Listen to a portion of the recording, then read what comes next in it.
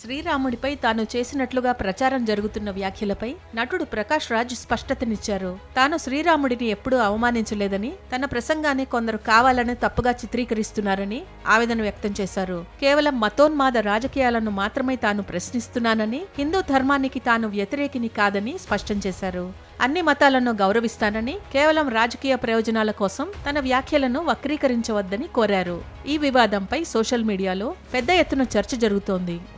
ధర్మాన్ని మతోన్మాదంతో అడ్డుపెట్టుకుని అసహ్యమైన రాజకీయం చేస్తున్న వాళ్ళని నేను అడిగే ప్రశ్నలకి సమాధానం ఇవ్వలేక కొందరు నన్ను యాంటీ హిందూ ధర్మ విరోధి అని బింబించడానికి ప్రయత్నిస్తున్నారు. పాపం వాళ్ళ ఏడుపు, వాళ్ళ కష్టం నాకు అర్థమవుద్ది. సో వాళ్ళకి సమాధానం చెప్పాలి. ఇప్పుడు ఏమైందంటే, నేను ఇప్పుడే తమిళనాడు ఎలక్షన్స్ అయిపోయి కొంచెం తోట పనిలో ఉన్నాను. వర్షాకాలం వస్తుంది, ఎండాకాలం ఎండవుతుంది, చెట్లు మొక్కలతో మాట్లాడుకోవాలి. సో ఆ పనిలో ఉన్నాను. త్వరలో వస్తాను. అప్పటిదాకా మీరు మీ పనులు చూసుకుంటారా, లేదా ఇలాగే వాగుతుంటారా, ఊగుతుంటారా, మీ డిసిషన్. ఓకే.